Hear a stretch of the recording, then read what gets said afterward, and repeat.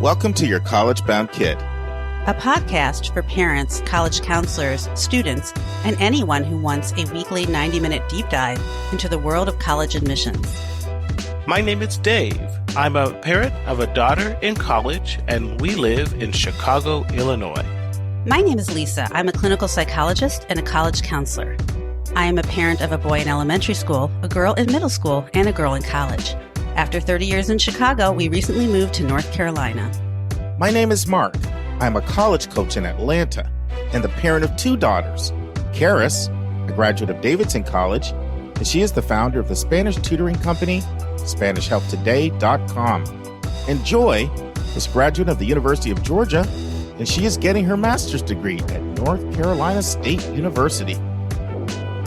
This week in the news, how important is it to take AP classes for college admission?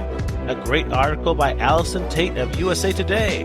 Our questions from a listener are three. Question number 1, why does the Common App ask the occupation of the parents? Question number 2, what is the QuestBridge college application? And question number 3, what is the maximum amount of student loan a student should take for undergraduate education? Our interview is with Matt McGann, the Dean of Admissions and Financial Aid of Amherst College, on how to get an opportunity to do research with a professor, and that is part 2 of 2. And our college spotlight is, drumroll please, RPI, Rensselaer Polytechnic Institute from Troy, New York. You should have just stopped at RPI.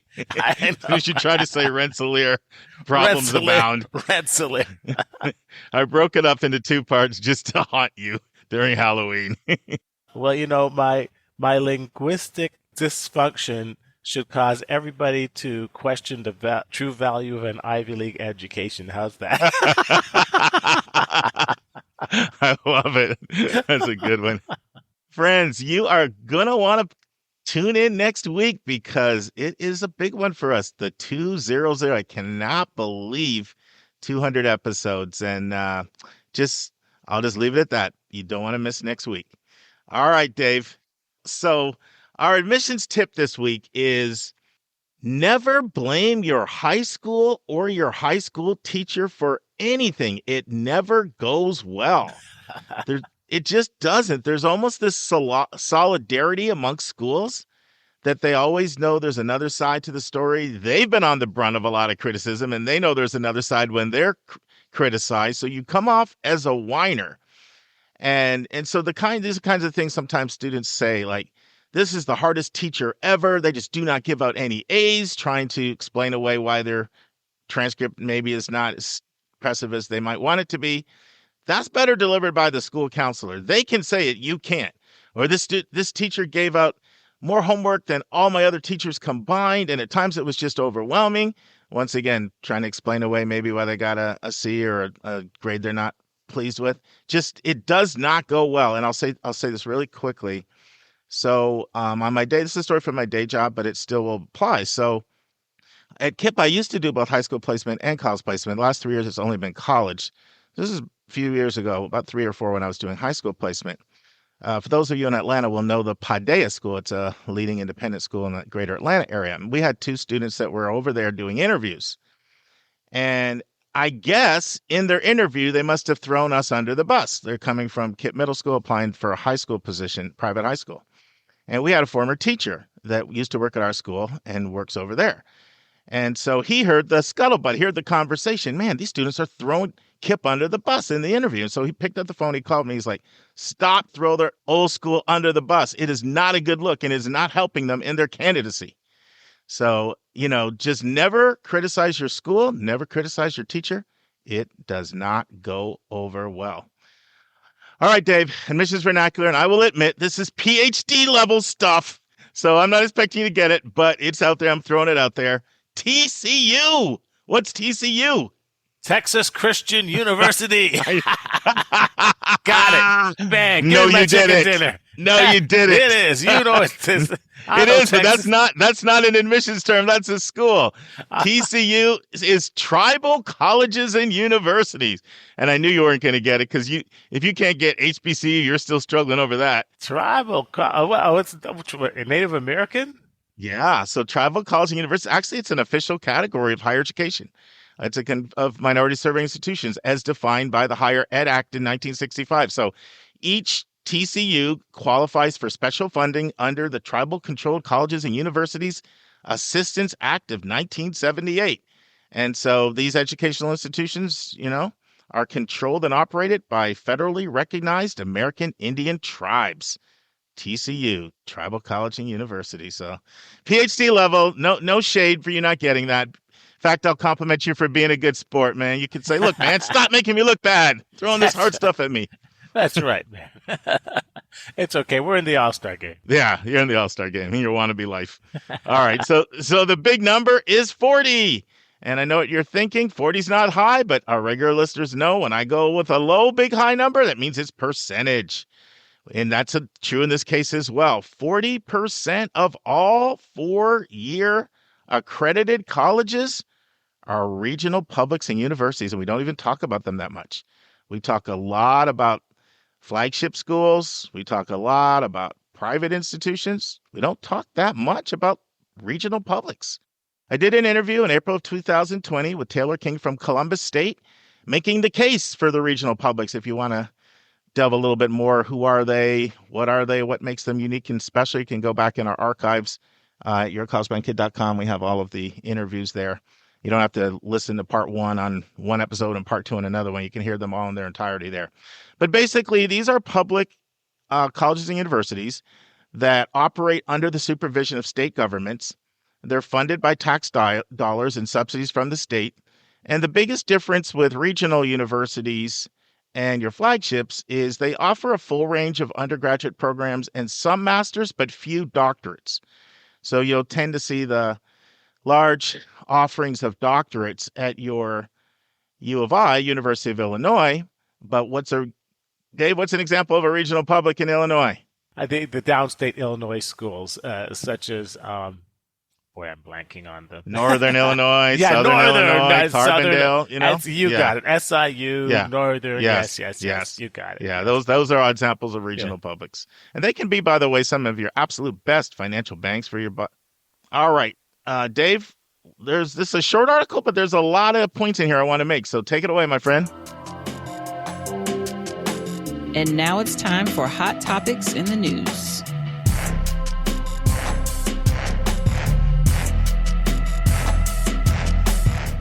Okay, well, the article is How Important Is It to Take AP Classes for College Admission? A great article by Allison Slater-Tate of USA Today. And it starts with an anecdote that you always talk about. And it's the question people ask a lot, which is it better to take a standard class, not the top class, but solid gas, and get an A, or take an AP class and get a B?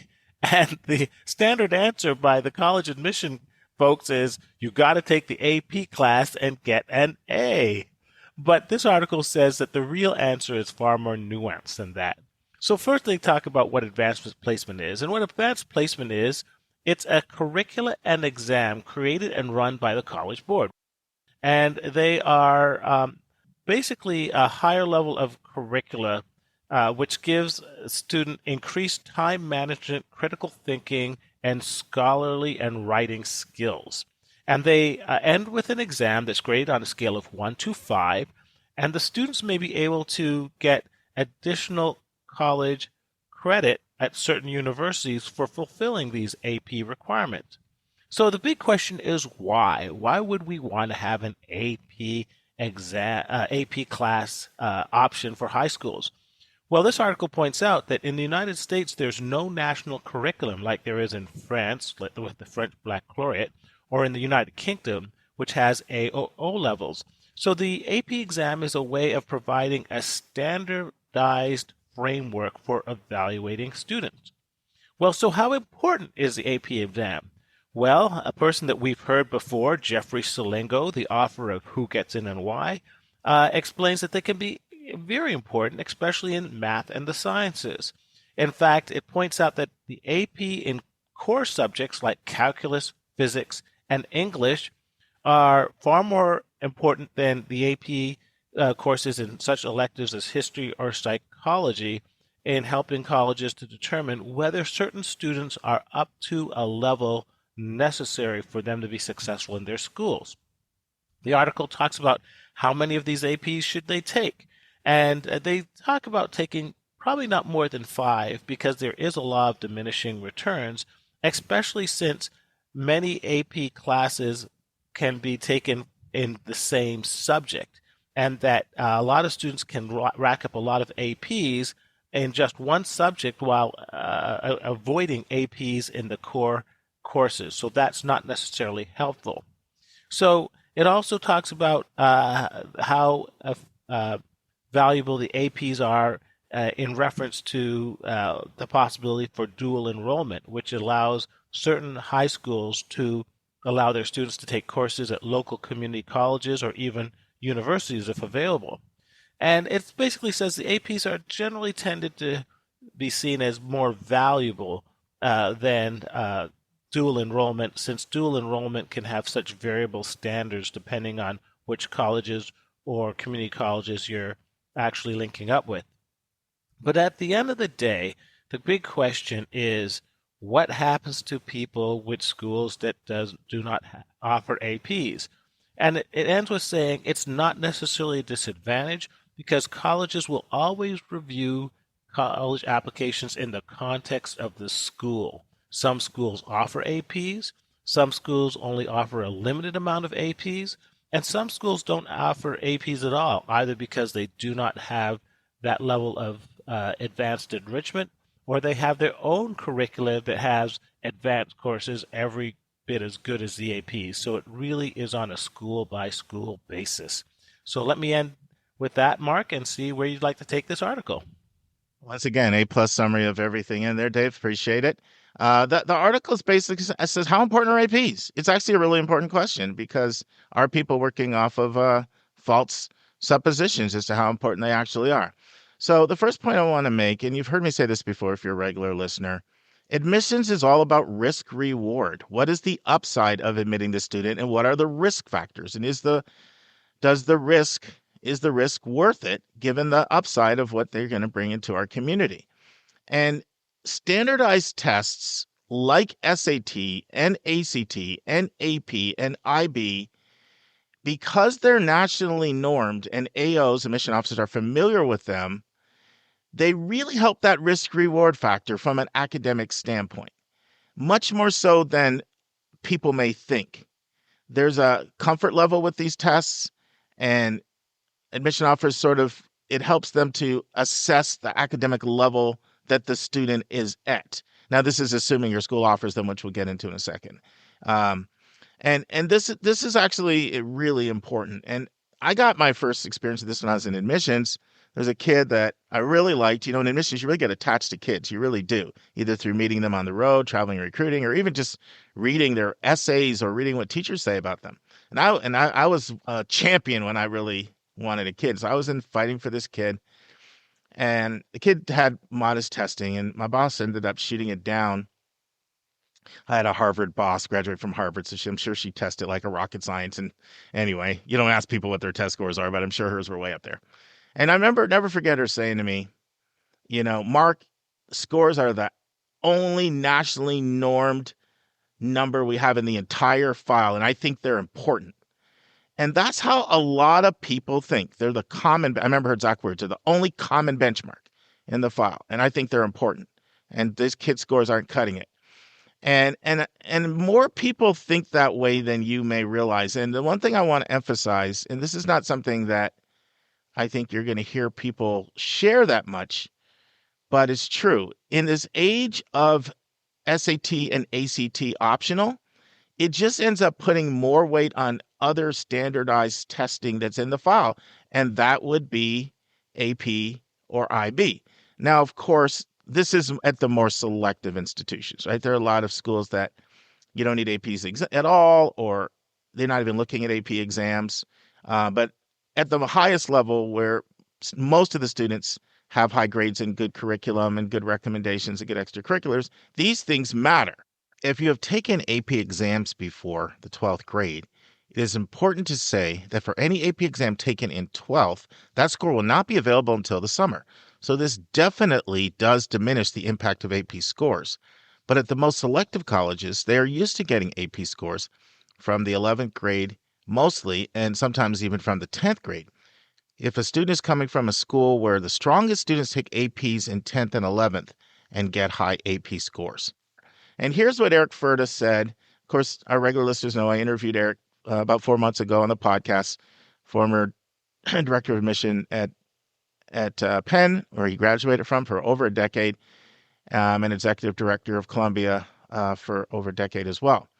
So this is what it says. Eric Furta told parents, the standardized curriculum and exam scores can provide insight about where a student is at academically. And then he said the thing Dave said, which is there isn't a national curriculum like the French baccalaureate or A-levels, O-levels in UK. So there's a tremendous variation in courses and grading systems across American secondary schools. This third-party standard gives courses from AP and IB value, Furta said. This may be important to admission committees which are not familiar with a particular high school. And these courses can provide some known context. I agree 100%. And when you throw in the fact that there's so much rampant grade inflation now, with 40% of students reporting grades of A- or higher, up from 27% a couple decades ago, it puts even more weight on these kinds of things in selective pools. Now, next, Salingo. So Salingo said a couple of things. Of course, Jeffrey Salingo I'm referring to wrote one of the best books that's hit college admissions in a long time, Who Gets In and Why. He talks about his experience sitting in for a year at Emory, Davidson, and University of Washington, describing their process. And by the way, I have had a chance to talk to both Emory and Davidson. I said, do you think that what he said in your book accurately conveyed like what you attempted to? Because sometimes people sit down in the process and they write a book. I can think of one right now I won't mention. And then afterward, people are like, man, I think that, that's not what we said. But both of them told me that he nailed it. He was completely spot on. So that book is very credible. He says 2 points. One I want to slightly quibble with a little bit, and the other one I want to affirm as being really important. So one quote he says is, as college admissions officers review applications, their biggest question, and I've, challenging the word biggest, their biggest question is always whether the student can do the work at this particular campus. So this might be minor. I would say the first question they have is this student academically admissible? I wouldn't necessarily say it's the biggest question. I think at a lot of schools, it's because most people are academically admissible. Sure, that's a question. It's the first question. A lot of times the question is, who is this person and what will they bring to our community in the classroom and out of the classroom? But that's just minor.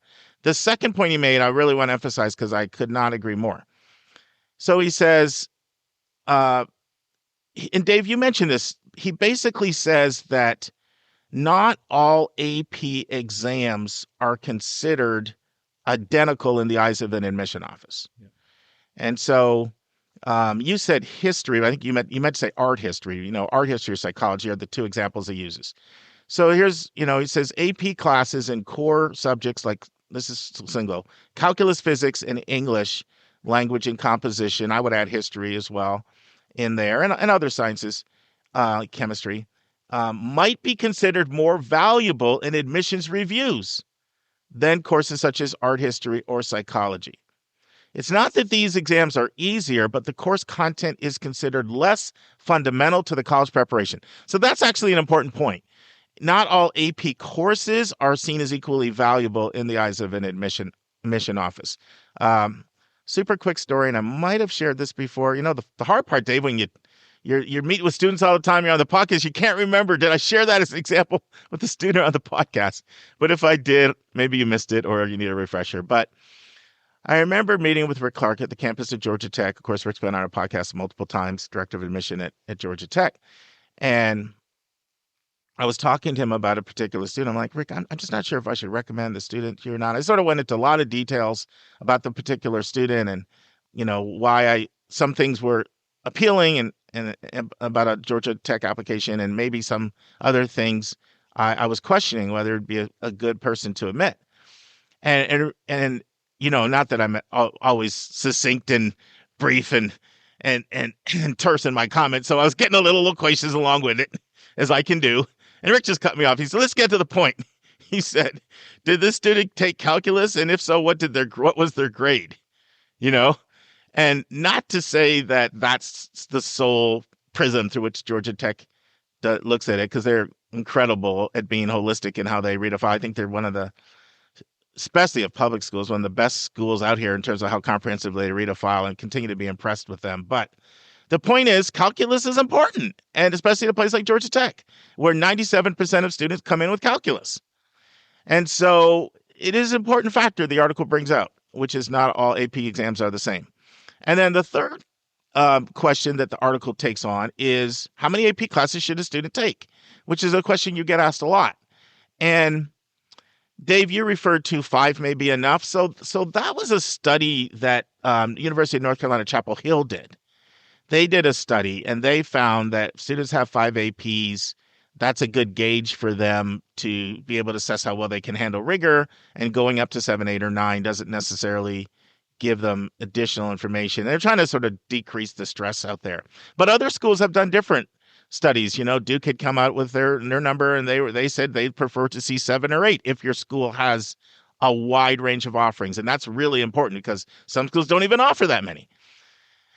But I really like the answer from University of Virginia Associate Dean of Admission Janine Lalonde to this. And by the way, I'm probably going to be drawing from her blog. She's got a fantastic blog, and I'm probably going to be picking some articles up for us to discuss from this blog. But I thought she just nailed it. And here's what she said. Plenty of people want to know how many AP courses a student should take to be competitive in our process. We don't approach applications this way. First of all, not everyone goes to a school with APs. For Dave, Lauren didn't have APs. That's right. APs were dropped when halfway through my time during admissions at the boarding school that I worked at, where I did admissions and college counseling. They got dropped in 2007. And so not every school offers them. So that's the first point she makes. Second, some schools limit how many AP courses a student can take. I see that a lot. Some schools limit how many you can take in different years, 9th grade, 10th grade. Some limit how many you can take overall. So a school's not going to punish a student if they come from a school that says you can only take 2 in your junior year and 2 in your senior year and 1 in your sophomore year. They're not going to punish that. Third, with the number of AP off, man, I can't talk trash to you about HBCU if I can't get AP out. Or Rensselaer. Yeah. All right. So I'll just go advanced placement. Third, with the number of AP courses offered these days, you can rack up a lot in just one subject. So you mentioned that. So that's all valid points. So this is all context. And then she goes on to say, colleges will defer to a school's profile written by the administration or the counseling team to understand whether AP classes or dual enrollment classes, which are taught by community college or university professors for high school and college credit, are more rigorous. So this is always what colleges, especially the more selective ones, want to know, is what is the highest level of rigor that your students are taking. And if a local college counselor says, boy, the dual enrollment courses that our students take in like chemistry and math, they're harder than anything, then that will be duly noted. So it's individually customized down to the individual school. The last thing I do want to bring up, and then see if you have any final comments, Dave, is this whole dual enrollment thing is really complicated, and we probably need to talk about it a lot more because dual enrollment is growing all over the place. So dual enrollment, of course, can give you college credit, and it's easier to get college credit because a lot of times you'll get it with a C, whereas with AP, you might need to get a 5, which is not easy to get, depending on the school. But not everybody gives dual enrollment credit like Georgia did for Joy, but Davidson didn't. Davidson said, we're not double counting credit for both high school and college. And you'll tend to find that a lot more with selective privates where they won't let you double count. But dual enrollment can give you exposure to the culture, especially if you're on that campus and you're in a college environment, you can get to see what handling that level of freedom is like. But the question is, is dual enrollment seen the same as AP or IB? Well, once again, the school counselor can position it as such. But overall, a lot of people feel the way that this article brought out, which is a lot of times there's such a range in local public dual enrollment classes that they do not offer the same level of rigor as AP or IB. They can be valuable for other reasons. And in this article, Eric Furta quotes how you can literally expand your offerings. And he quotes some Florida schools use them very strategically to offer all kinds of courses in languages and math and science that your local high school doesn't have. So they have value in that regard. But overall, my experience is that the most selective colleges can be a little skeptical about how rigorous a dual enrollment class is compared to an AP or IB, unless the school counselor indicates that they're really, really rigorous. Skeptical is too strong of a word, because schools try really hard not to judge you only through the context of what was offered at your school. I'll just say that there's not as much confidence in the rigor as there is in the standardized national exams that they're comfortable and familiar with.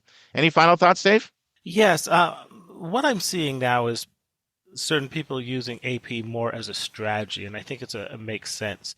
Let's suppose you think that your child or this individual is maybe not as strong in standardized testing, such that you feel that the test optional would be a more legitimate approach.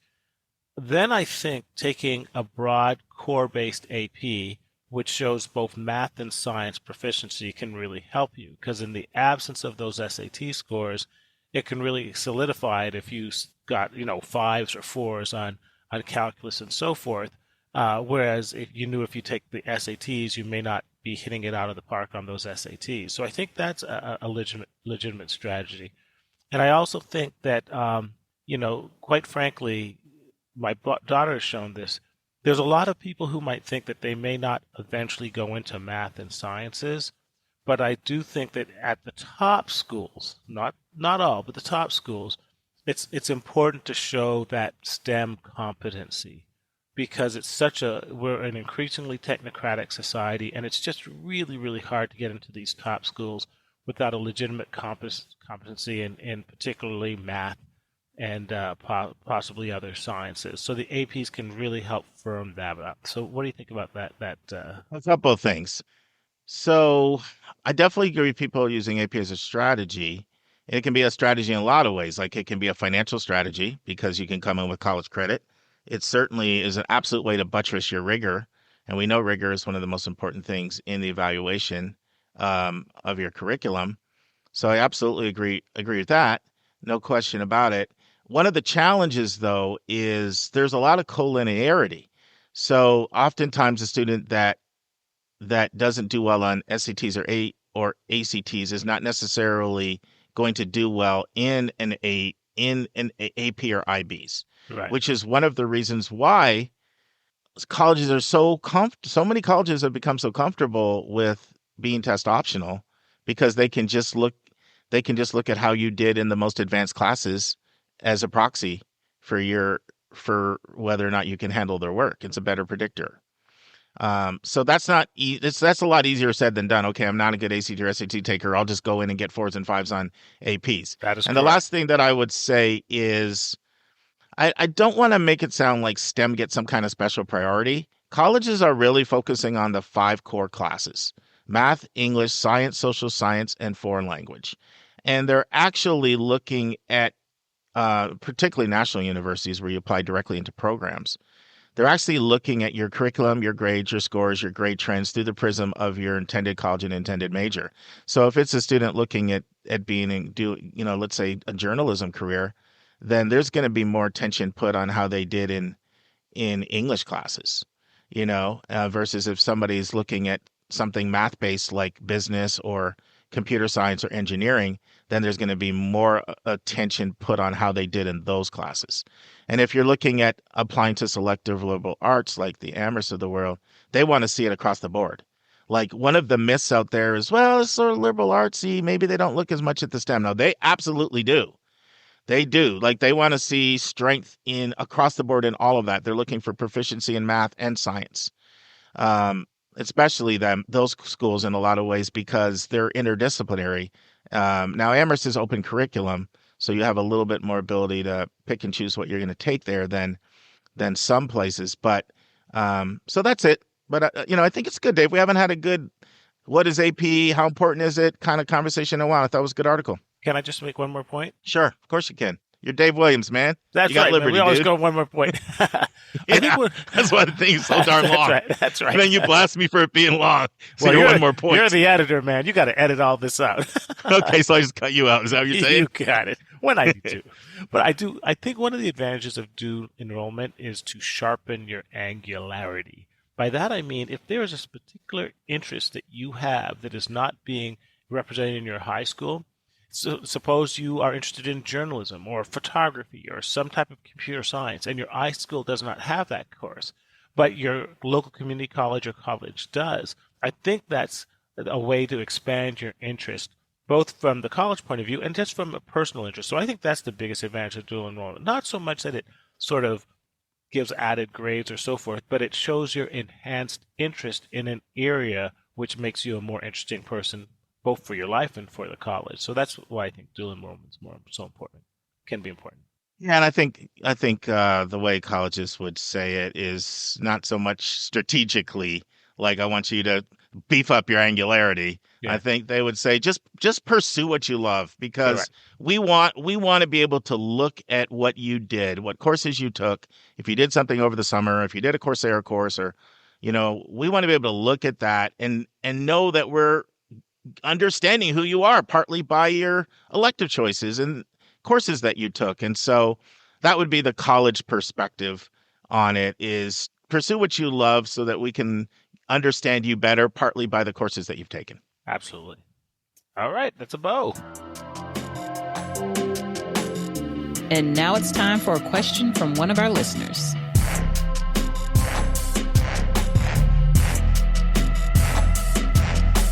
All right, Lisa, what's new in Chapel Hill, North Carolina these days? Oh, not too much, really. I've eaten way too much Halloween candy. I'm contemplating throwing the rest of it away or donating it or something. So, that's the new thing, is that I probably gained 8 zillion pounds, but I enjoyed it, so it's fine. Are the leaves turning there, they're beautiful. Resplendently like they are here right now? Beautiful. Yeah, it's been a fantastic fall. I just stare out the window all the time and do not pay attention to what I'm doing. So hopefully they'll fall off soon. Awesome. Well, let's dive in. I know we got 3 questions today, so we got a lot of material to handle. All right. Here's question number 1, and this is from Kim from Illinois. Why does the Common App ask, what is the occupation of the parents? If my husband has an executive management position, are colleges going to discriminate against our son? So this is such a fantastic question. And Kim is not the only one actually that has had this question on her mind. People actually pressured the Common App to not make this question mandatory, and they got their way. So this is actually the first year that it's not a mandatory question, because so many people just felt uncomfortable with the question.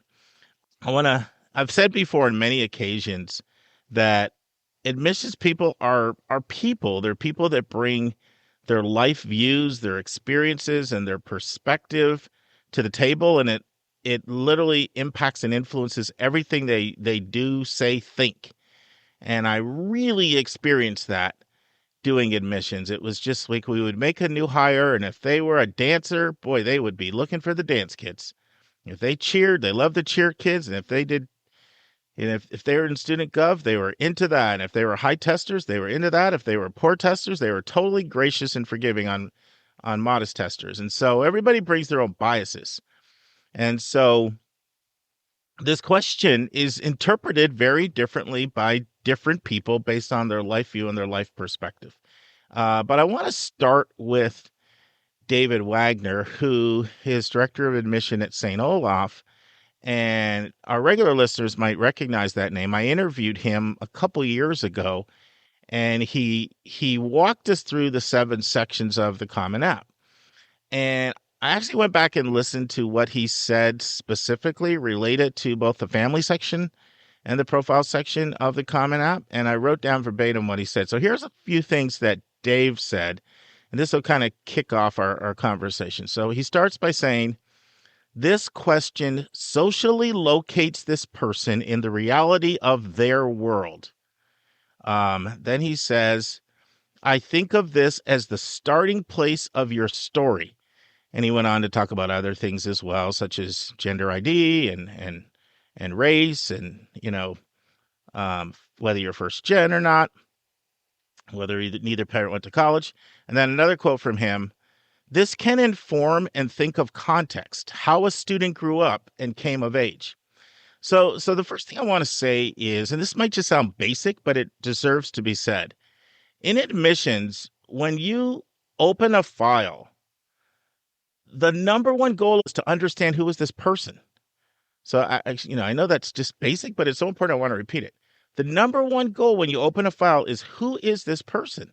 And so understanding their background, everything from the school that they're at to their parents' education and income and lifestyle and the culture of the city, and all of these things are really important for you to understand who this person is and to put them in context.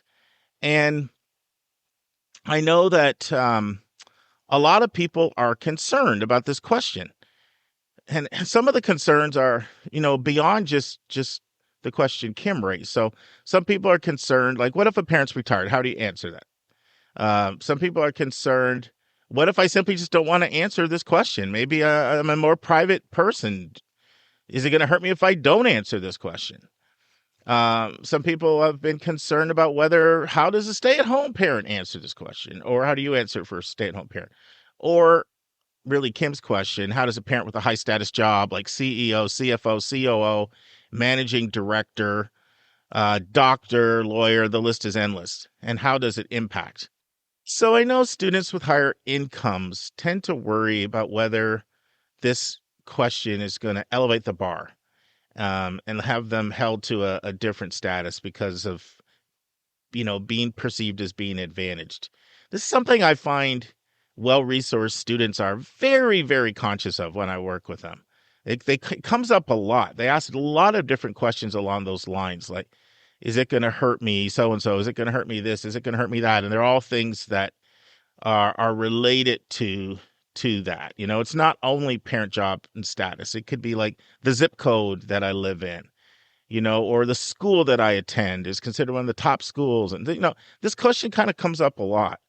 And this is why I want to come back to the original point I said about people's perspectives, because it is true that in general, you are evaluating somebody through the prism of their opportunities.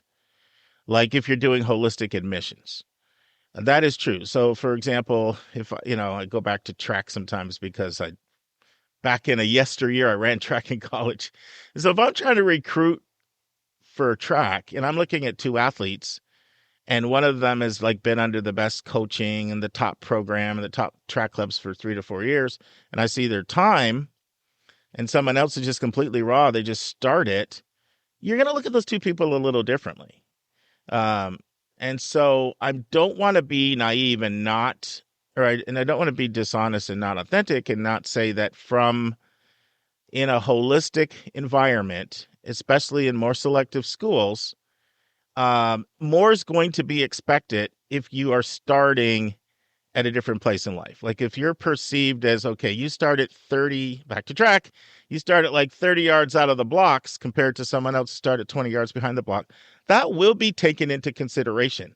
And some of the ways it fleshes itself out is, and I was having a conversation with an admission officer about this, they were saying to me, a lot of times I see these really sophisticated research opportunities that certain students have. And then I look and I see both their parents are doctors. And I know that they just, they use their parent network to hook that up. And it's great that the kid did it, but it's also not fair for me to punish the kid who never got that opportunity because they never had those connections. So that is going to be one perspective, and you're going to find that perspective more frequently at more selective schools because they're very conscious of this. But before you freak out and get worried, if you're coming from that socioeconomic strata, there's a couple of things to keep in mind. One is, at more highly selective schools, most students are coming from privilege. So it's not like you stand out like a sore thumb. It's so hard to make it through this process without advantages that come from social class, that it's the rare kid that isn't coming with social class. So that's the first thing. And the other thing I want to say is, this is why I brought the point up about different admission officers having different perspectives.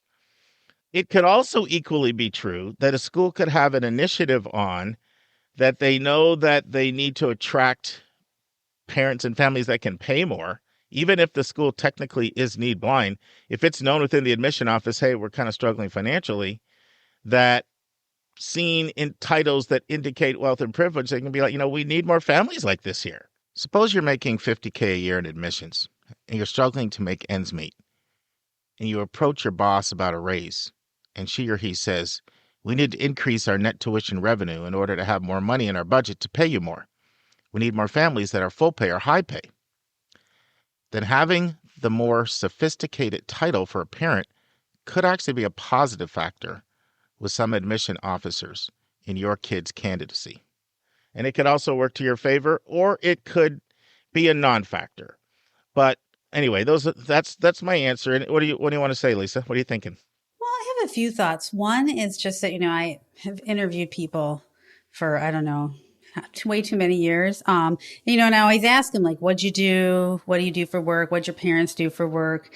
And, so you're always you have all these ideas, these assumptions, like, oh, that person's dad is a doctor. This person's mom is a lawyer. And so you have all these assumptions, but I actually find that there's so many more nuances to that. Like, so a kid might have had a doctor, lawyer parents, but they were like really bad at managing their money. And so they kind of lived in, debt and poverty much of the time. Or, that there was a lot of abuse in that home. And then, also I've, had kids or people who've had like parents who were like a truck driver, but this parent was incredibly wise, kind, like provided the kid with every kind of advantage. So, I think we use it as a heuristic. I think probably admission officers use it as a heuristic, but you have to remember that's just what it is. It's not necessarily accurate. So that's one thought I have. The other one is just that, I think about my own kids, they have educated parents, and if they get like judged a little more harshly because of that, I think that's fine, because they have had all the advantages. No matter what school they get into, they're probably going to do fine because they got such a solid, focus on education from my husband and myself. So, I'm kind of okay with that. If my kids get dinged on that a little bit, because I think they still are going to be way ahead in the end. Yeah, and that's my perspective. And I think I have an interesting perspective on this, because if you were to take all the people I've worked with in the last 22 years and you were to put them in three buckets, families that make under 50,000, families that make between 50 and 350, and families that make more than 350, the people that I've worked with would literally be like one third. Now I haven't done any study of that. That's just my anecdotal sense. Like it feels to me like I've had one third in each of those buckets. And people may not want to hear this, but there's just a tremendous advantage that comes with having educated parents in terms of how it sets you ahead in life. And so I completely concur with your last point. Like, to me, it's actually irresponsible to do holistic admission and not take parent education and opportunities into consideration. Because almost every single thing in the admission process actually can be somewhat jaded and tilted if you have resources. I think it is admissions malpractice to not factor family education and family income into your assessment. Too much is given, much is required, and I agree 100% with what Lisa said. My kids deserve to have more expected of them than a poor kid, a first-gen kid, who doesn't know where their next meal is coming from, and they come from a pathetic school system. The last thing I want to say about this is even that you have the option of leaving it blank, I would not recommend that. Admission officers don't like, if they feel like you are intentionally hiding who you are. I'm not saying they will immediately judge you and assume you are doing this, but in my opinion, it isn't worth giving the impression, what are you hiding? I liken back to something you said last. We were talking about this, maybe even last episode, Lisa, where you were saying, I'm pretty sure admission officers could probably figure out within $50,000 how much my husband and I make. Remember that? Just sort of looking at. Yeah. So they can figure that out. And I've talked to many admission officers. They don't like it when people skip questions on race and on these type of things. They don't like it. They feel like just be real, be authentic. And once again, I do want to say this, especially in more competitive applicant pools, most of the families are pretty wealthy. So it's not like it's going to hurt you. You're just going to be like the norm. It's more the opposite when you see someone that makes it through the process that's not coming from means, especially at more competitive schools. So hopefully that was helpful. I don't know if that's, the answer Kim wanted, but I'm just trying to keep it real. All right. Ready for the next question? Yeah, let's do it. All right. This question is submitted anonymously, and it is, I see a lot of colleges we are looking at talk about the Questbridge College application. What is the Questbridge College application? Yeah, and we've had some responses in to our questionnaire that have said, could you talk about sort of opportunities for families that make like under $50,000, and this is a good opportunity for someone in that income bracket. And so this is actually the opposite of what we just talked about. Mm-hmm. So we talked about well-resourced and how it may impact. This is the opposite. So to give you a little background on the Questbridge application, and you will see it sometimes. There's 45 schools that participate in the Questbridge program. They tend to be 45 of the most selective schools in the country, and you'll sort of understand why in a second when I break it down. When you're going on sometimes and you have to pick your application, you'll see Common App, sometimes Coalition, and then a lot of times you'll see the Questbridge application. And so, it is something that I get asked about. So, Questbridge is a very interesting program. It really began on the campus of Stanford. It was founded by a guy named Mike McCullough. I had a privilege when I was out at Stanford in 2019 going through their counselor certification program, and we got to meet the whole Questbridge team because literally they just walk. They're in Palo Alto, and they just walked over, and they're very chummy because it all started on Stanford's campus. And this guy was really bright, Mike McCullough. I mean, really bright. Like he was a Rhodes Scholar. Those of you know, there's only 32 Rhodes Scholars every year. He did his undergrad at Stanford, then he went off to Oxford, and eventually became a medical doctor. But he had this passion for working with under-resourced students. And so for 10 years, he would take like 20 students every summer, and he would put them through this 5-week residential enrichment program on the campus of Stanford. It was called the Quest Scholars Program. And then after the summer session, they provide like 5 years of additional academic and personal support for the students. So this went on from like 1994 to 2004. And Stanford was just getting these incredibly gifted and talented under-resourced kids on the campus. So that's when they made the decision in 2004 to basically roll the program out to other universities. And it's slowly grown. Like every year they add 1 or 2 schools. I know when I was out there in 2019, there were 40 schools, and now they're up to 45. So they've literally added 5 in the last couple of years. But the history behind the program was based on a research study. So what they found was that 64% of students from well-resourced families have at least one highly selective college on their college list. But if you take a similar academic kid, and they're using metrics like GPA and test scores, to say sort of similar academic kid, coming from an under-resourced family, only 8% were applying to highly selectives, or what we're now calling highly rejectives, right?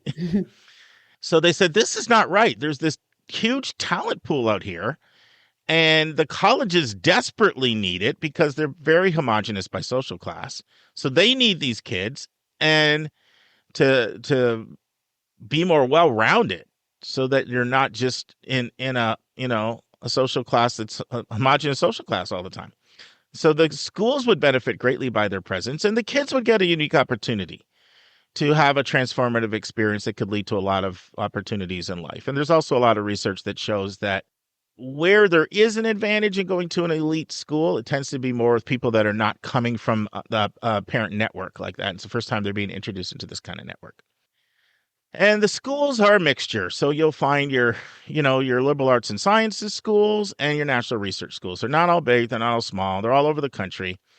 And it's obviously a really, really high bar to get in Questbridge, but it's a very, very competitive program. And so, there's several things that Questbridge looks for in order to be a Questbridge applicant. They're going to look for schools they only accept schools that meet full demonstrated need. So you're going to have a real generous commitment to fund the kids. And then you need to show your plan to support the kids when they get there. And quite honestly, it's a huge expense on the part of the schools. Like, these are schools that have high endowments per student because they're putting like millions of dollars into this program.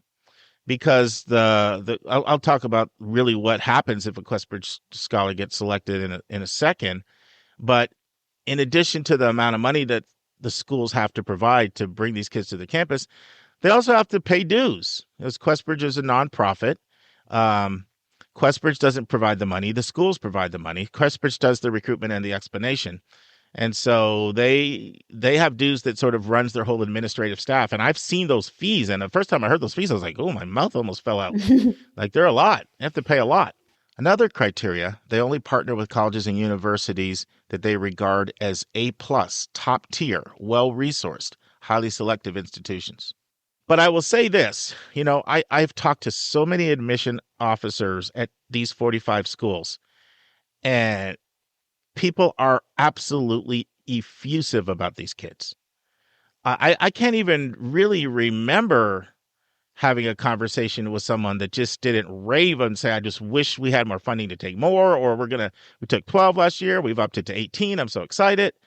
And there are some schools that are taking over 100 kids, into the program. So basically, Questbridge is the number one program in the country for providing gifted and talented, under-resourced kids to highly selective schools. This is the number one by far. When I say number one, I'm not talking about by ranking. I'm just talking about the sheer volume of kids that they send. And so it's not a race-based program. It's an income-based program. In fact, white kids are the most common kids that are accepted into the program. I'll give you the demographics in a second of who they admit. But it's not a program that has anything to do with race. It has to do with income. So they're looking for gifted and talented kids across all races, ethnicities, nationalities, religion, and in every part of the country. And it's really grown too. It's grown a lot. And so they have their own application, and their application is pretty detailed, but it's a different application than what you think of in the Coalition of the Common App. It's an application that's designed to reflect the fact that kids have very different experiences who are coming from these under-resourced backgrounds. So there's a lot of essays that allow them to share their story. There's 3 or 4 things to keep in mind with the Questbridge program. They have their college prep scholars program, which is a junior year program, apply February or March. But this is just really an introduction. You get some counseling as to what it's like to apply to one of these highly competitive schools. What they're most known for is their National College Match program. And this application opens up in July of the senior year. And you basically get 12 different shots at early decision. 12 shots.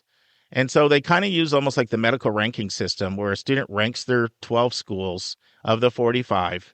And on the other end, the school doesn't get to know what order they were ranked, and they don't get to know who else was included. But those schools will go through and read and figure out who they want. And sometimes the student will match with more than one, but they'll never find that out. All the stuff is kept confidential. And if you match with one of your schools, then you get a full cost of attendance scholarship. So there's no parent contribution and there's no loans. And if your income goes up the next year, you're still locked into that full, coverage for all your expenses. The only thing the student has to do is have a work-study job during the school year and have a summer job where they contribute during the summer, but no parent contribution and no loans. So it's like getting like $350,000 at some schools. It's like pretty priced. So you can imagine that it is super competitive. Now that is binding. If you go through that, you get in, it's no different than early decision, but unlike ED where you have one shot, you basically have 12 shots at ED. And so the process is pretty soon, early in the school year. Like you apply it in September, and then the finalists come out middle to late of October, and then any additional materials are required by November 1st, and then you find out by December 1st if you're admitted. And if you're admitted, you go. Now, if they have another plan, like a lot of times people will get accepted into the program and they'll be chosen as finalists, but they don't match for the national scholarship, and then you can still apply regular decision.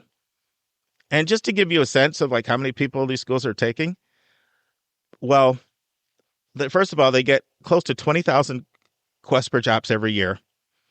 And last year, they placed through the ED match just shy of 1,500. So that's 1,500 kids that are going to these 45 schools. And then some years, they place more than that in the regular decision round. So they could be placing 3,000 kids at these 45 schools. Now, what's a typical profile? Average GPA 3.93. Class rank 94% in the top 10%. They are test optional, but if you do submit testing, it has to be high. They're looking for maturity, strong writers, difference makers extracurricularly. And then they do look at the school you're coming from, and they look at your unique story. They look for coming from households under 65,000. There's a few exceptions they'll make for that. If you have really high medical bills, significant disability for a sibling or something. But 65,000 is typically you probably have like a family of 6 or 7 and you live in like San Francisco or Manhattan. Their median income is 38,000. 83% are free and reduced lunch, 78% are first gen. And just to know the racial demographics, 47% white, 35% Hispanic, 29% Asian, 22% Black, 3% Native American, 40% in the South, 23% from the Northeast, 21% from the West, 14% from the Midwest. So any thoughts at all on QuestBridge? Yeah, I had a couple questions. Of course, they're Sure. about numbers, which, flummox me all the time. So when you said there are 20,000 QuestBridge applications, is that like the beginning number, like all the kids that apply to QuestBridge would be the 20,000? And then from that, some are accepted, some are rejected. So like about how many of the 20,000 kids get to move on to be finalists? Yeah, so it's about a third. So about a third of the 20,000. Not a specific number, Mark. Oh, I'm not going to say 6,861 if you're looking for that. Thank you. That's much better. So It's around that, though. Yeah. So of those kids, then like about half of them get placed. No, it's much less than that. Okay. So let's say let's say they have 19,000 apps, about 6,500 maybe finalists. And then the number that of those finalists that actually match and get the scholarship is usually between 1,000 and 1,500. Okay. They get it. So some years it's like 1 in 7 to more like 1 in 4, 1 in 5, get it. But that is 1,000 out of 19,000 applicants, or around a 5% acceptance rate for the actual applicants. I've always, where my KIPS out, I always have at least 1 to 3 that get the scholarship that I work with. But I know some people that have like never ever matched with someone, even that they get fine. Like one counselor I was with in San Francisco, she says, we have 6 to 9 kids every year that are finalists, and I've never ever matched. And I've been working with the program for 15 years. So it's just different, just depending on, a lot of factors. But it's very, very, very competitive. One of the big mistakes I see kids make, and I always have to, they want to go and put like Princeton, Brown, Stanford, in their 12. And I'm like, you need to look at like Denison and Colorado College and schools that fly under the radar, Grinnell, and unless you're that kid that can, if you want to try to swim in the ocean, the sharks, and try to get this at Yale and Princeton, you got to walk on water. Mm-hmm. And so, I don't know. Any other questions? Well, I guess I'm just wondering, like, you kind of give up your right to do your own first ED when you go through QuestBridge, but you have a pretty low shot at getting it. Would some kids not be better off not going through QuestBridge and just EDing at the school of their choice and taking their chances? Well, here's the nice thing about QuestBridge. Okay, you get 12 shots at ED. And most of the time, they are going to adhere to your ranking. So you go in and rank your 12.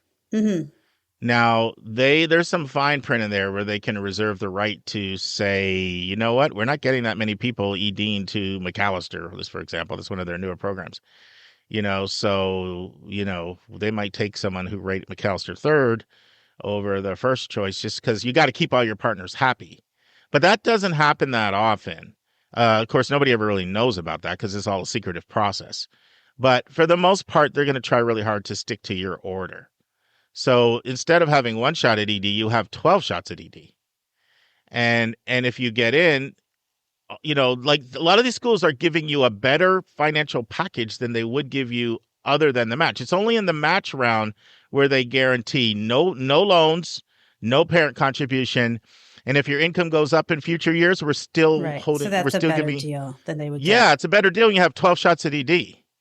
The people that I find are not good matches, and I get a lot of them, are people that don't even they don't meet the income criteria. Right. Because I've reached out to Questbridge a lot, and I've said, look, this family makes $80,000. It's like just dead. It's just no, Mm-hmm. And so they're very strict about trying to target under-resourced families that are within their income bracket, and they check your assets, and you can't like be really, really poor by a W-2, but you're sitting on lots of stocks and bonds and mutual funds and other they will sniff that out in a second, and they will not go for that. So that's the problem that I encounter is people that don't meet the economic criteria. And the other problem I have is that, once again, the same thing just in regular counseling, people overestimate how competitive they are. They underestimate the competition. And they're like, Columbia, I want to do Columbia and Penn. Every Ivy League school except Harvard is in this. And then pretty much all the other selectives. I have a theory. Stanford started it, and Harvard's ego just can't stomach doing something Stanford started. Because I actually had a chance. I had a chance to talk to Harvard's dean. Like, why are you not in it? All your competitors are. And I thought the answer was weak. Well, that's a huge financial commitment. Harvard saying like they can't afford it. Give me a break. Wow. Poor mouthing. My goodness. Yeah. But listen, I wanted to share this because one, we could have a family out here this could apply to. It could be a fantastic opportunity. We have a lot of college counselors that might want to know more about it. And it's an absolutely fantastic program. Colleges love it. And the one thing they've done is they've been beefing the support up that over the years, because they have a program now. It's getting better and better called the Questbridge Alumni Association that's supporting kids in the workforce after they've graduated from college. So there it is, the Questbridge, and they have their own application. Hopefully that was helpful to someone.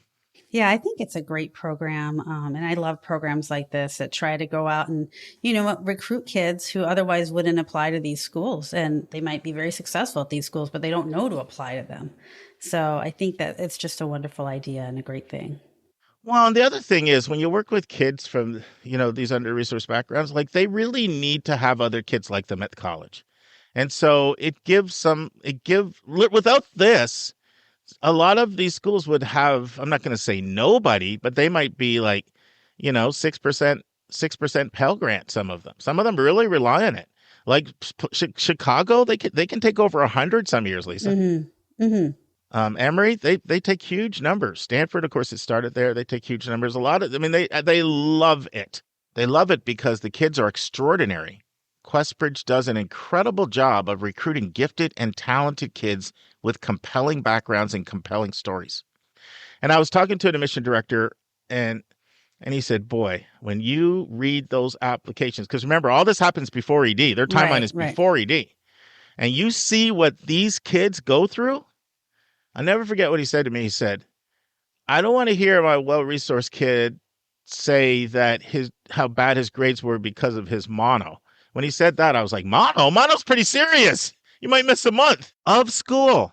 He's like, mono is nothing compared to what these kids go through. Mm-hmm. And so he said, it just puts in perspective like that we have first world problems here. And so this particular admission director said it's completely sensitized our middle class admission team to just understand so much more about like kids and what they experience. And it's just made them better file readers. Absolutely.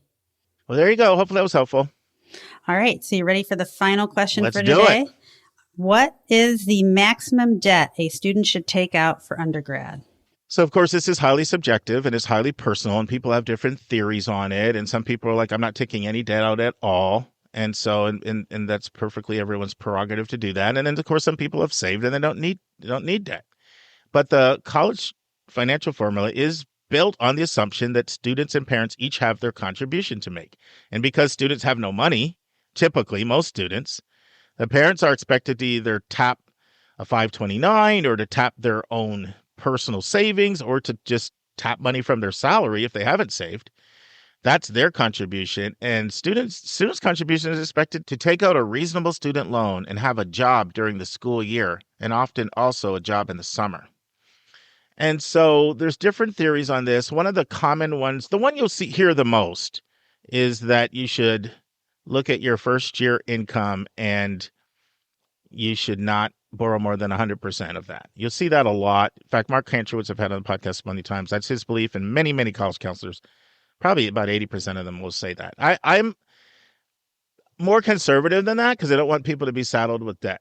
So my advice to students is that you take a look at what your major is going to be, and you subtract your taxes. So you're looking at your net pay, and you take 80% of your net pay, and that's your maximum student debt for 4 years. So let's give some examples. Uh-oh. I'm going back to RP.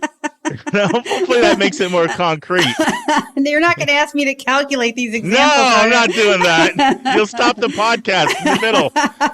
You'll drop the mic in a different, it won't be like a drop the mic, I'm out. It'll be drop the mic like, hey, sorry, friends, we lost Lisa. Yeah, I can run upstairs and get my husband and have him be a guest calculator for the podcast. That might be a good idea. Yeah. You'll give me ideas. So let's go back to, who I'm currently doing the spotlight on that last week, this week, RPI. Mm-hmm. Rensselaer. For those of you who heard last week's episode, in the recommended resource, I talked about their career center. I used it as an example of how you should be going to the career center websites. So they have the salaries on there for every one of their majors and all of their departments. And those people are coming out here making some really good money. They have 6 different majors, Lisa, where people come out making over 90. Yeah, that's they amazing. really do. I'm looking at them right here.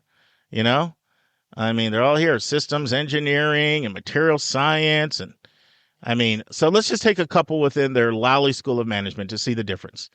So if you come out with just a business management degree, average starting salary is $56,800. However, this is also in the Lowry School of Management. It's a new major. You can see why they added it. Business analytics. You come out making $95,700. And if you're in computer science, the average is $104,500. And the high for last year was $175,000 with a bachelor's. So let's just talk about how these numbers break down. So let's take the $56,800 business management.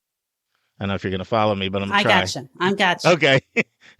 I mean, in 2025, it kind of depends a little bit, where you live and this, that, the other. Taxes are different in different places. Let's go at 25. So that takes you down to 42. And then if you take 20% off of that, that's another 8. That's going to take you down to 33, 34. So that would be your maximum loan debt if you use the 80% rule. Now, if you're going to be in the business analytics major and you're going to make $95,700, so now let's say your taxes for there maybe like a third because you're going to pay more as a single. You find federal, state, local, Social Security, Medicare, everything, all those taxes. So now you're talking about around $64,000 would be your net pay after all taxes, and then you take 20% off of that. That's going to be another 30 or 13.2. So you could have about $53,000 in debt. And so that's what I use, and I found it to be good and to be manageable. Now, people always say, well, what if I don't know what I'm going to do? So then I say stick to the federal direct student loan caps, which are just $27,000 over 4 years. Those I think are fair. I love that loan, no cosigner, credit check, flexible loan repayments, fixed rate, low rate. It's as good a loan as you can get. I mean, look at this COVID crisis right now. I was looking at this interview with SoFi, hot company SoFi, the private lender. And they talked about how much they've gotten killed on the student loan lending right now, because if people had a federal loan, they basically had that loan frozen for about 2 years. So the federal government can do certain things like that. So that's the best loan. And that's the one that I recommend. And so any thoughts? Yeah, I mean, student loans and student loan debt is just a huge problem. I can't tell you how many people I've worked with in their 30s who, for whatever reason, didn't graduate from college. So they're not making the kind of money that they expected to make. And they have so much debt and they cannot get ahead. And it's just really tragic to see this. And they'd love to go back to school and finish it, but they can't afford it because they have so much debt and they're just kind of trapped in a vice. I know. And that is just, it breaks my heart to see that. I really feel like we're failing people as a society when they're in that situation. So that has always made me want to be really conservative about student loan debt, just because I've seen it where it's gone wrong.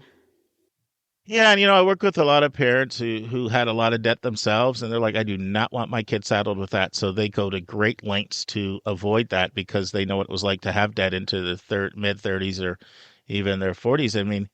I talked to a parent the other day, actually I'm working with, and they said, I still have $300,000 in debt.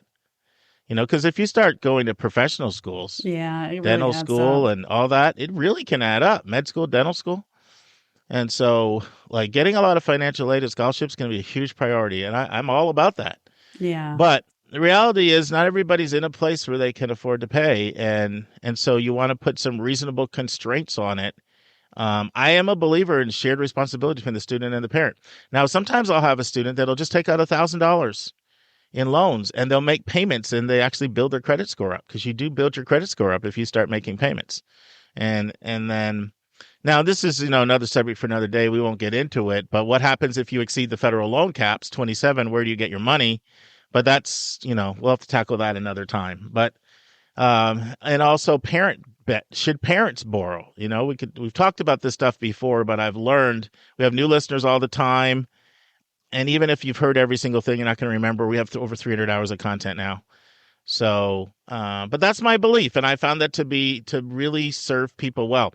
I have had people, I'm thinking of somebody right now, they had $40,000 of debt undergrad, but they had a really good job. They said, I paid that off in a year and a half. So if you have a good job, the bottom line is, this is what I'd want somebody's takeaway to be. Don't listen to people who say this is the maximum amount of debt you should have, because there's a lot of people that just give you a flat number. Make sure your debt is linked to what your income is going to be coming out. And Lisa's other point is really important. If you're going to go down this debt path, you better graduate. You have to finish. Yeah, because you can't be making 13, 14, 15, 17 an hour, $30,000 of debt. You'll be drowning for a long time. Absolutely. Awesome. Thanks, Lisa. Oh, my pleasure. And now this week's interview with a special guest.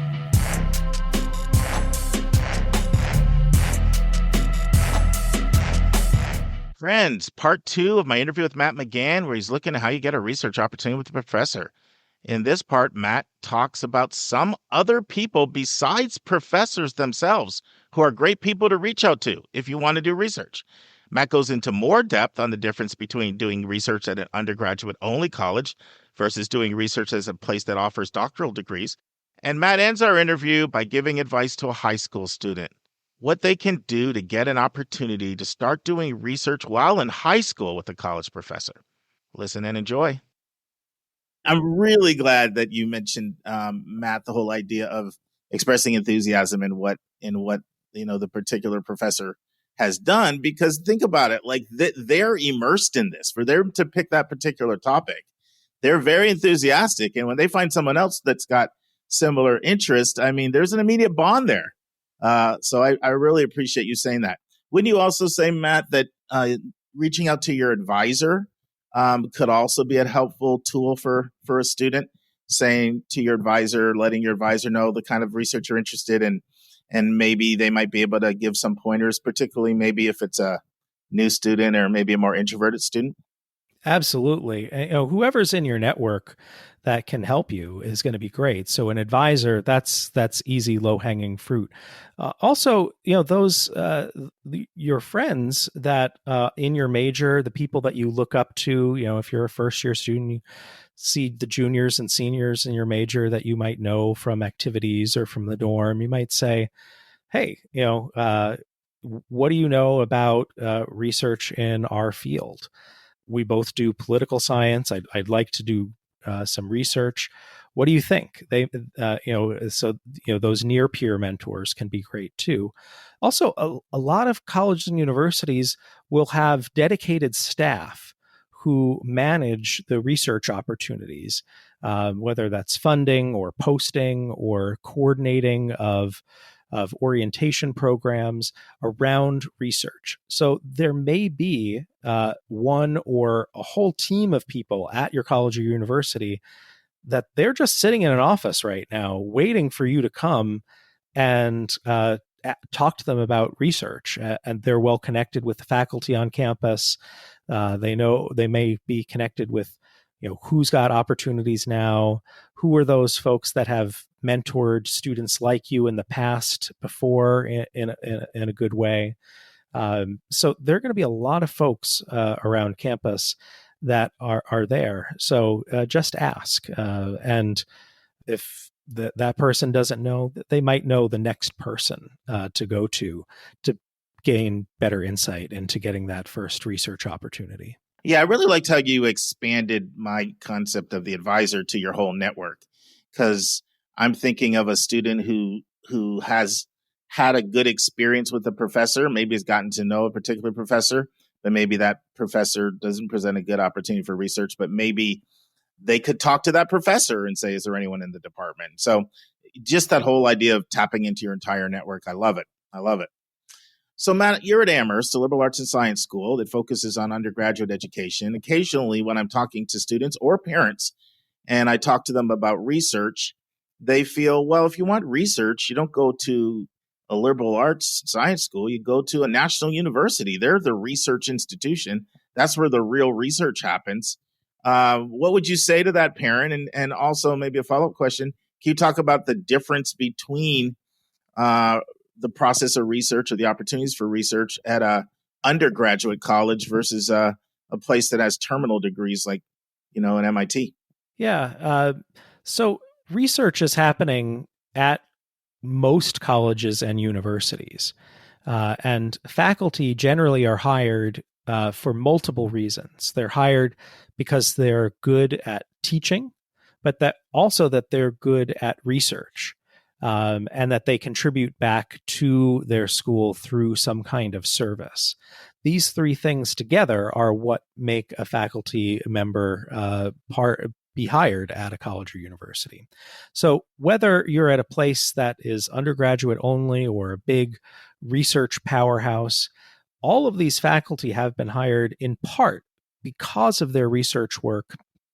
They've done mostly doctoral degrees that require research, so they have done their own research. And then generally following that, they have done additional research, perhaps as postdoctoral fellows or in other settings, to continue that research program, and then even more when they get to that college. So you're going to find it all over the place, but I think there's going to be some differences in the approach and in the setting and how it might feel. And I don't think that one setting is necessarily better than the other, but they are different. And one might be better for you as a student as you're thinking about where might you want to go to school if doing research is really important for you. So at a big research university, a state flagship university or a large private university with graduate students and big doctoral programs, faculty generally are running major research programs that involve many students and many non-students often as well. So it might be a very large team in a research lab or with a research program that will involve the faculty member, might involve paid staff, paid researchers who are full-time staff to the lab, might involve postdoctoral fellows who have recently come from doctoral programs, certainly master's and PhD students, and undergraduate students, and on occasion, high school students. So there can be lots of people that are a part of the lab doing lots of different projects. In this kind of setting, the undergraduate researcher will be a part of the larger group, but their direct mentor is going to be more likely to be a graduate student or a postdoc than the faculty member themselves.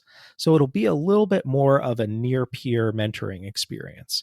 Doctoral students are often not much older than undergraduate students, whether they've come directly out of undergraduate into their doctoral programs or taken a few years off.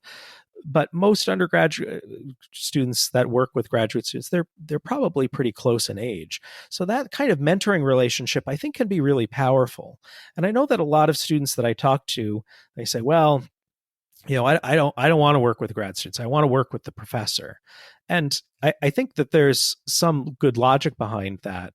But I think that mentorship relationship with a graduate student actually can be a really powerful relationship and a mentoring experience that can last much longer than the direct time that they're doing research together. But yeah, it's a big group, and you may not get that much face time with that faculty member.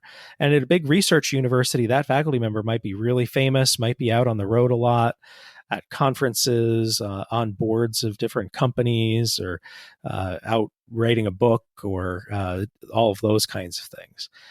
At an undergraduate college, a place like an Amherst College, or that is focused on bachelor's degree students, generally speaking, the research program is going to be smaller. There won't be a whole lot of projects all happening at once. There might be multiple projects, but it won't be like a small company.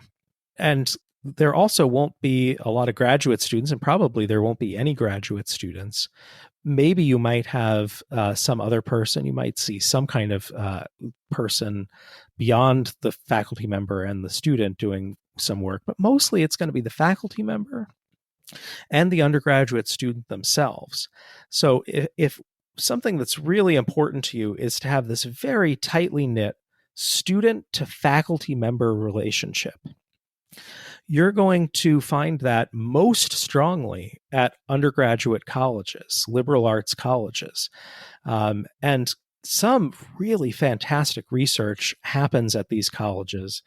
And certainly a lot of really fantastic undergraduate research happens because the undergraduates are the stars at an undergraduate college. You're really the people that everybody's there for.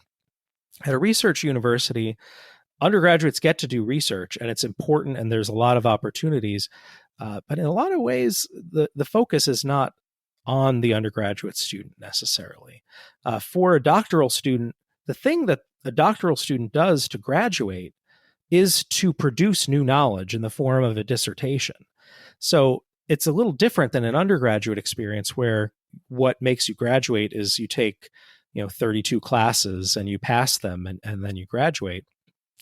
This is literally the way that you get the degree as a doctoral student. So it's of vital importance for them. It's not necessarily better or worse, the research university environment or the small liberal arts college environment.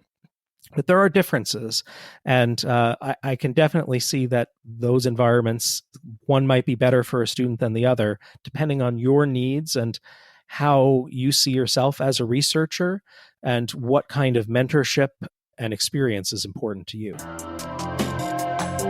Let's take a break to learn about Mark's recommended resource for the week.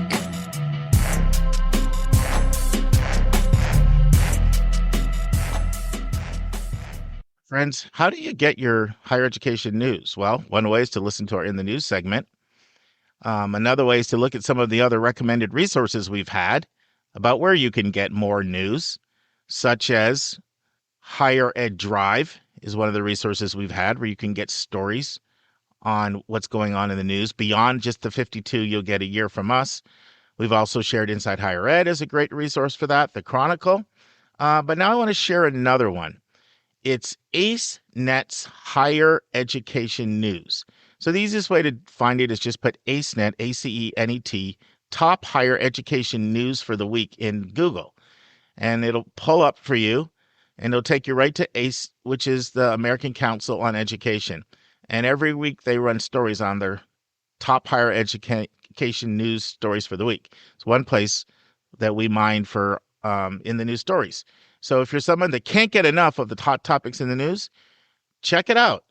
It's the American Council on Education, top headline education news items for the week. And they usually run, 2 or 3 every single day. Now, you do need to look because you'll either see sub required in parentheses or not. And of course, that means subscription. So they'll let you know whether you need a subscription to access the article. Now I return to my interview with Matt McGann. I love how you broke that down because oftentimes I've heard the debate. It's one's pitted against the other and people are taking different sides as to which one is better.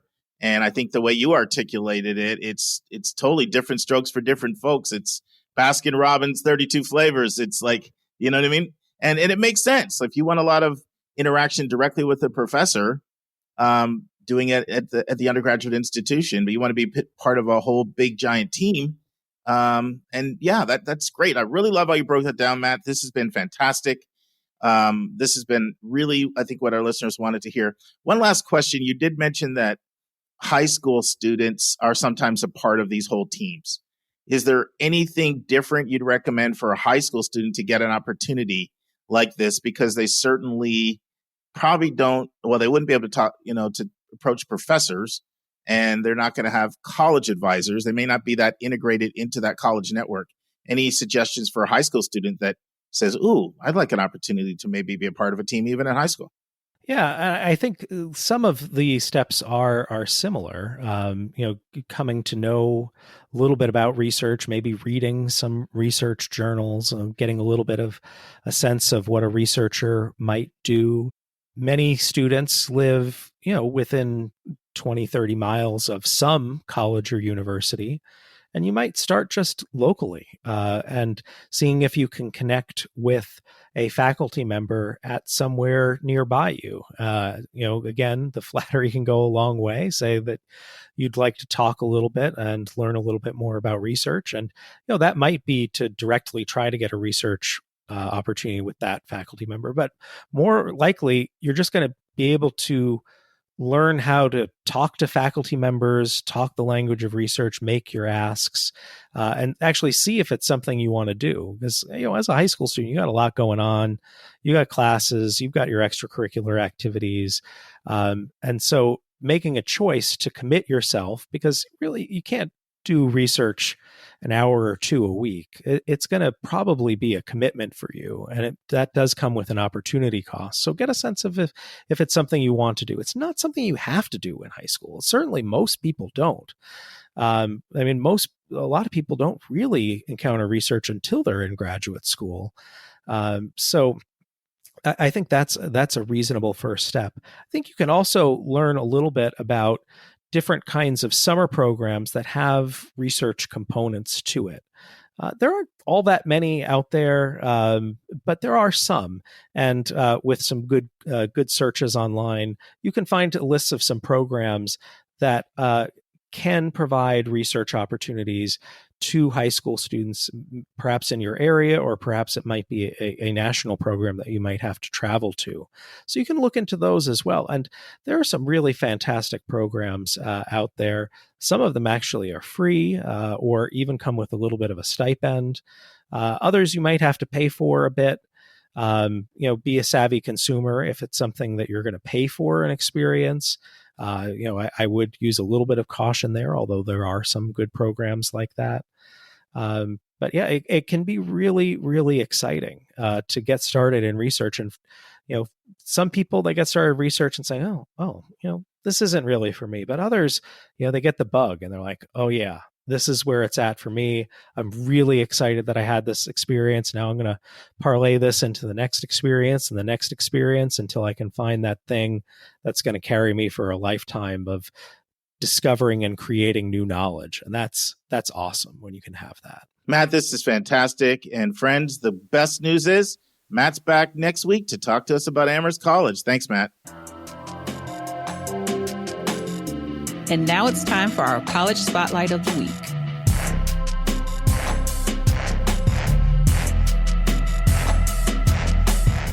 We will now resume part 2 of our College Spotlight on Rensselaer Polytechnic Institute, also known as RPI.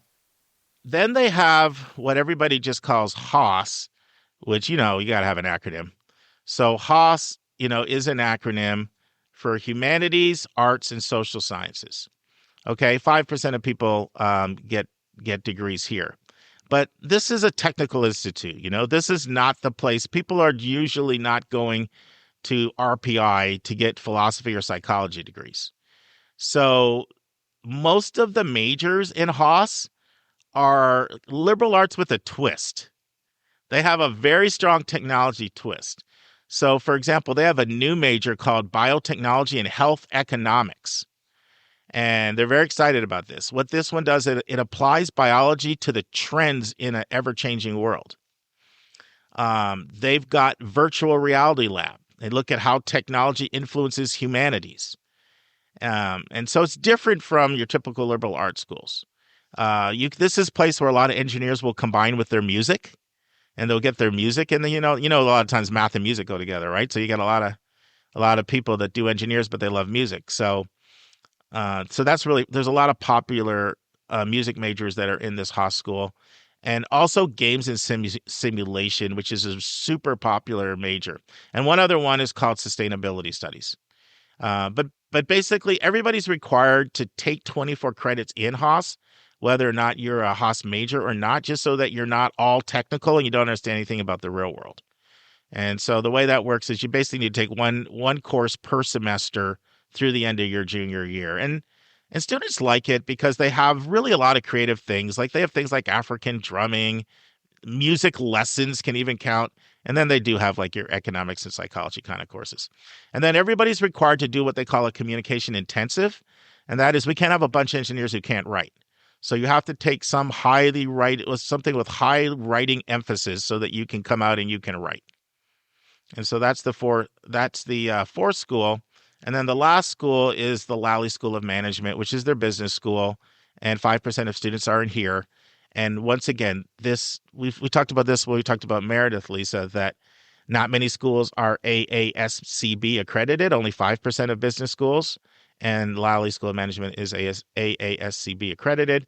And so they have a new major here that I'm really excited about. It's called Business Analytics. And what it does is it looks at big data, and it analyzes it in all kinds of ways, the same way like Google or somebody would. And it's for very, very strong math students.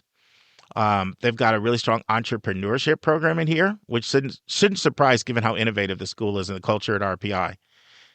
This is a school that took a Gothic chapel and renovated it into a computer lab. Wow. That says something. Yeah. Yeah, it does. And so there's all kinds of business incubator labs and immersive spaces in every one of the schools. Some of the other strong programs in Lally are supply chain management information systems. And one program I have to shout out because it's very strong at RPI, and it's their gaming and electronic arts. It's considered one of the strongest programs in the nation. And they actually have a really large gaming community, a bunch of gamers. And so it's a real big place to go for gaming. Now, they do have traditional stuff. So if you're like more traditionalist and you want to get an accounting degree, of course you can get it here. Or you want to get a finance degree, you can get it here. That would all be under the Lally School of Management. And then they have these incredible combination degrees. And these combination degrees are awesome. So for example, you can combine engineering and an MBA and get it in 5 years. Wow, that's amazing. Yeah, you're coming out with an engineering degree and an MBA in 5 years. And basically the way that works is if you're accepted into the School of Engineering, you automatically qualify for the program. You just have to work with the Lally School of Management to work out the logistics of what courses and everything that you're going to take. And then they have another one they call Sci MBA. That's another 5-year program. You get a BS in science, in any discipline, and then you get an MBA from the Lally School of Management. So the one combines engineering with MBA. This combines science with an MBA. And so they just have these amazing programs, and they have others as well. They have this program called Excel. Excel is for very high achieving students. It basically lets you get a degree in 3 years. And you can work with Excel to get your master's in 4 with their whole advising system.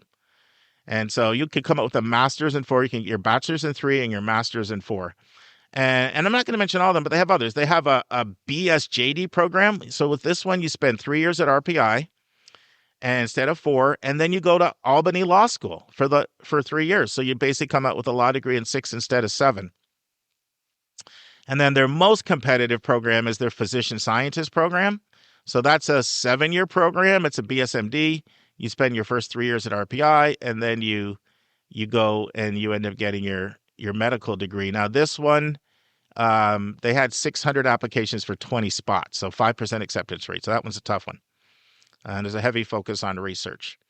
So a little bit about the application. They accept Common App, Coalition, or their own app. They have 2 rounds of ED, ED1 and ED2, and they recently implemented EA last year. They tried it. It was kind of a 1-year trial, and they liked it. So they're sticking with it again. So they got a December 1st EA. So for those who are listening and this sounds exciting, you're a senior, you could get in before the December 1st EA date. Now, if you're a BSMD applicant, you have to make the November 1 date for that. Now, it's a STEM school, so they really are looking at a lot at your math and your science grades. They're mostly looking for A's and A- type grades in more advanced classes, but a few B's are okay. A few B's are not going to be the end of the world. They'd prefer if they were 9th and 10th rather than 11th or 12th. And they don't require calculus. They strongly recommend it. They do require pre-calc. Most students come in with calc. And you do have to have a lab science. And they accept AP credit, although you mostly need 5s to get AP credit. There's a couple tests that they have that we can have lower than 5, but you mostly need a 5. And they do accept IB credit. They're looking for 6 or 7s on the higher level, not the standard level tests for that. They look a lot at your extracurriculars. They're looking for involvement and evidence of impact and leadership. And their essays, there's an essay that's really important. And, I like it. I like it when admissions people give advice to students. And some of their advice is you don't have to write about how you want to create a robot or the robot you created. Like, we get so many of those essays, to write about how you love poetry. Like, they like that. They like outside the box thinking. That's typical. Then you can imagine all the essays that they get, as an engineering school. And they require 1 recommendation. They do allow you to send some optional ones. They don't require that it is in math or science, but they strongly recommend that you take a math or science advanced course and that's who you have as a recommender, because they do want to see how you can function in that higher level thinking. Now, they are temporarily test optional and they're reevaluating it, but they've gone test optional through 2023. Another thing I love is every applicant is automatically reviewed for merit aid. Your admission application becomes your merit aid application. And a few more things I'll share. They are Division 3 for sports, except for 1 sport. You want to take a guess what it is, Lisa? Basketball. Hockey. I should have gotten that. I should have gotten that. Oh, you're beefing up your sports knowledge on us. Oh, man, I should have gotten that. All the time I spent in ice rink for figure skating lessons, you'd think I would have picked up on that one. Oh, I'm learning more about you. You did figure skating and horseback riding. No, I didn't. My kids did it for a while, but okay. they weren't very good. So I didn't think you did it. I thought I would have known that. No, I'm too clumsy. So hockey is the first sport, the second sport, the third sport. As a Division 3 sport, they can't give scholarships, but they can give out D1 scholarships. They have 41 scholarships. Men and women's hockey is big. And like Cornell, they go by the Big Red. Everybody cheers on the Big Red. Their official nickname is the Engineers, and their mascot is Redhawks and Puckmen. But they have one tradition which shows how hockey reigns supreme at RPI. It started in 1978, and it is known as Rensselaer's Big Red Freakout. Each year, fans come to the rink saturated in Rensselaer's signature cherry red color, ready to cheer on the men's hockey team. And some people have even referred to the Big Red Freakout as RPI's version of Mardi Gras. Actually, 80% of students are involved in sports, so it's a very active bunch. But I'm talking about intramural club mostly, not varsity, but between all 3. So 8 out of 10 people are involved in something when it comes to sports. Now, another creative thing, usually these institutes are pretty male dominated, and we'll get into their gender numbers in a second, but they've had a female president since 1999, Dr. Shirley Jackson, who is not only a female, but an African-American female. You do not see that at these schools. not the 90s. And she was in the Clinton administration, actually, and she was the first African American female to get a PhD from MIT. And she got her PhD in theoretical elementary particle physics. So whatever that is, it sounds like That like I have a sounds migraine. hard. Yeah. I feel a migraine coming on. Yeah. You know. She's got to be very bright. Oh, gee. And things have really done well. She's tripled the applications under her tenure, and she's really been involved in just this whole new plan they're rolling out. So they're calling it the New Polytechnic for 2024, and they're doing some rebranding. And so their statement says that they are looking for students to have intellectual agility, multicultural sophistication, and a global worldview that will help them to become leaders in a world of complex global challenges. So there you have it. Thoughts, Lisa? And then I'll throw out some stats. I think if you were going to become an engineer, this would be a great place to do it. I mean, I can't think of a better training model for engineers, really. And I love that they really emphasize, the arts and all the other different subjects within that to make a more integrated person. I also really love that they emphasize writing, because that is such a big problem. It seems like people, you either get your scientific engineering skills, you get writing, but you don't get both. But there's no reason people can't do both. So I just think it sounds like an amazing program. Yeah, one thing I never mentioned is what they call their ITWS program. It's their Information Technology Web Science program. And it's another unique opportunity. It combines you having a mastery of information age technologies with any academic discipline of your choosing. So let's get into the stats. And, when we were saying it's a great environment, another thing I love about it is the size. So they've got 7,528 students, and of that 7,528, 6,283 are undergrad. So that's not what you normally see actually in these kinds of schools. They tend to have very, very robust grad programs. And so they have 1,333 grad and professional students, but the focus is on the undergrads here. And that's something for students to look at. When majority of the students are undergrad, then that's going to be where the focus is. Now, like a lot of these institutes, 68.9% male, 31.1% female. But I was thinking when I said this, and our listeners may know the other day I was talking about schools that do holistic admissions put you in a bucket. And then Dave said, well, can you manipulate your buckets? Oh, I remember this conversation. Yes. Yeah, the bucket conversation. Mm-hmm. So one of the ways you can, if you're a woman, because you're going to be an institutional priority for them. And that can be helpful when it comes to things like merit scholarships. Yes. And so a little bit more on the gender or the breakdown of the composition of the student body, 44.4% white. It is 16% Asian. 16% international, 13.5% Asian, 8.6% Hispanic or Latino, 5% biracial, 3.7% Black, and then smaller numbers for Native American Indian, Alaskan Native, and Native Hawaiian are all a little bit under 1%, all of those. There's a 92% retention.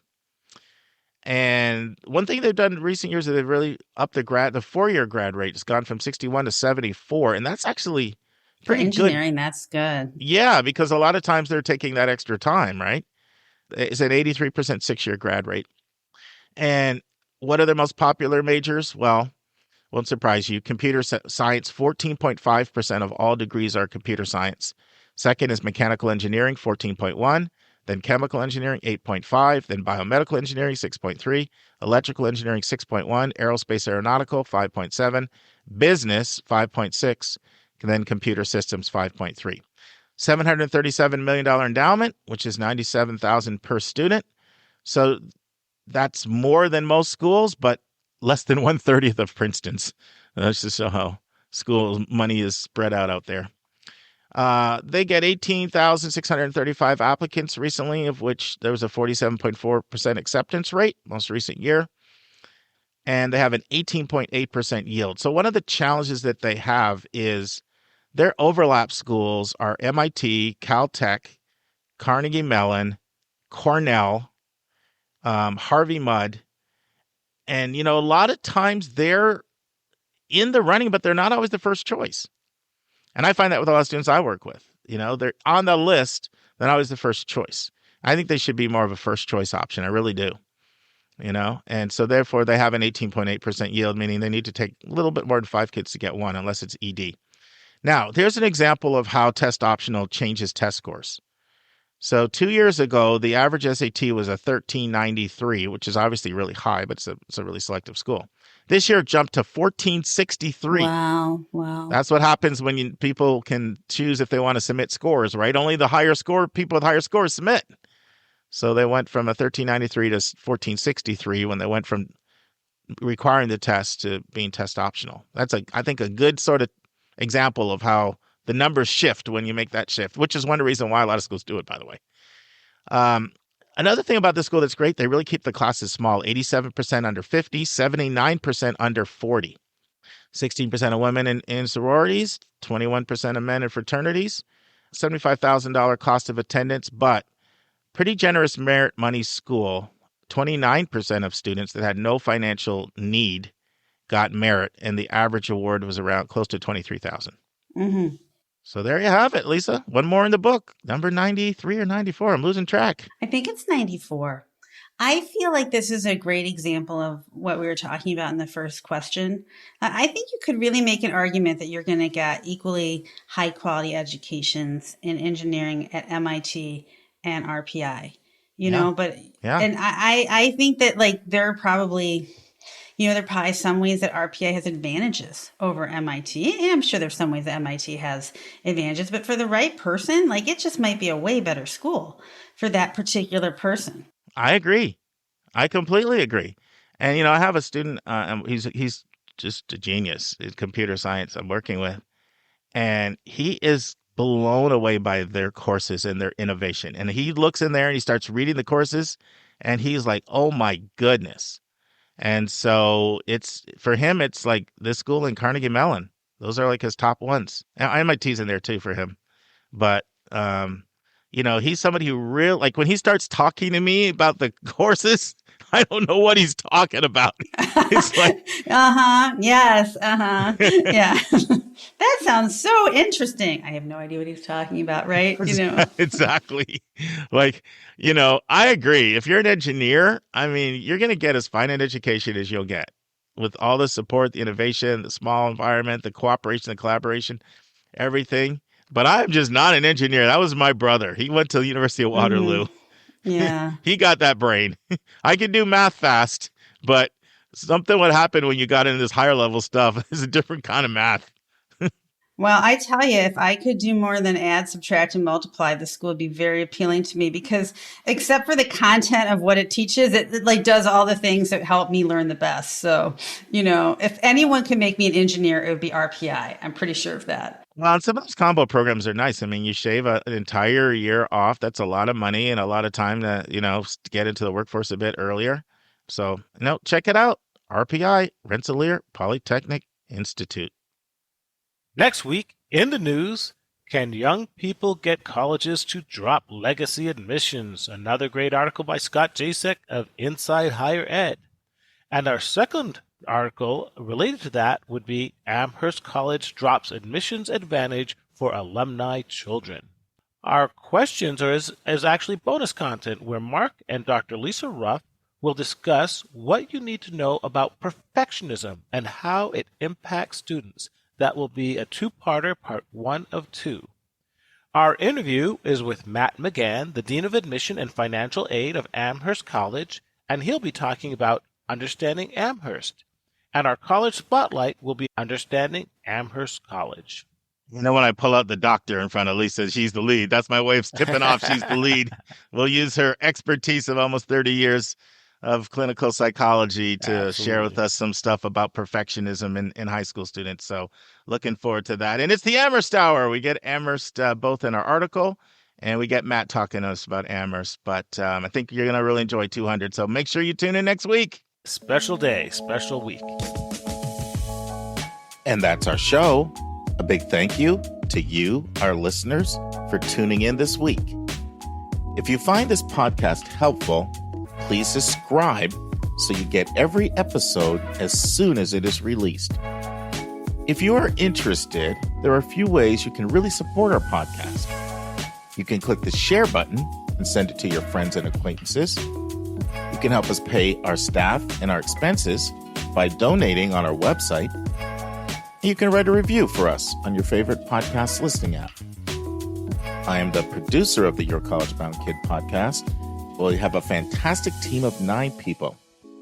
Shout out to our co-host, Dr. David Williams and Dr. Lisa Ruff. Our sound engineer who fixes all of our many errors is Nemanja Modfitch. The amazing music you hear is from Victor Allen Weeks.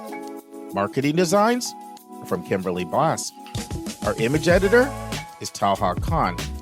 Joy Stucker does our website episode updates. And our webmaster is Dalianas Dimitri. If you want to have a college coaching session with me, just text me at 404-664-4340. If you have a question you want to ask, or a college you want Lisa or me to do a spotlight on, or if you have a recommended resource or an article you think we should share, just send it to questions@yourcollegeboundkid.com. By the way, check out our website where you'll find lots of content that is not on any podcast app. Our website is yourcollegeboundkid.com. We think of you as our listening family, and we look forward to meeting again with you, our family, next week.